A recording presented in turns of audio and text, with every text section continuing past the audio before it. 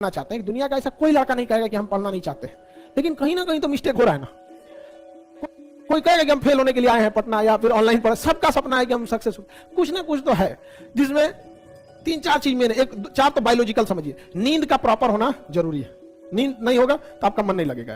यहाँ पे नींद का होना जरूरी है। दूसरा ब्लड प्रेशर, हीमोग्लोबिन और प्लेटलेट।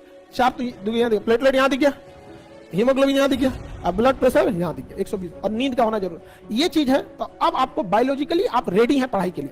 अब दो चीजें और डिपेंड करती है, आपका पढ़ने वाला जो सब्जेक्ट है उसमें पहले से नॉलेज है कि नहीं। अब जिसको मैथ का नॉलेज नहीं है, एक चीज तय है कि उसने मैथ में सबसे कम समय दिया है। दुनिया का हर वो चीज आपके पास होगा जिसे आपने समय दिया है, चाहे कुछ भी हो सकता। समझा गया कि नहीं? दुनिया का कुछ भी। साधु संत लोगों के पास भगवान रहते हैं, ऐसा कहा जाता है। कई साधु सिद्ध साधु संत को देखिएगा, उन लोगों को कोई मतलब नहीं रहता सांसारिक जीवन। उन्होंने सबसे ज्यादा समय दिया है किसको? भगवान को। तो क्या उनको फिजिक्स समझ में आएगा?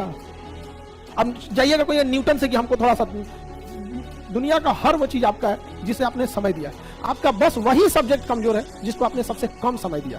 तो अगर सब्जेक्ट में पहले से कमांड है तो अच्छा लगेगा। दूसरा, पढ़ाने का तरीका भी ठीक होना चाहिए। अगर पढ़ाने का तरीके चौपट रहेगा ना, बोझ लगे फालतू बायोलॉजी ठीक ना है। अमूमन बायोलॉजी बैकग्राउंड सबका नहीं रहता है। कितने लोग इंटर में बायोलॉजी लिए थे इसमें? बाप रे, सब लड़की बायोलॉजी वाली है सब।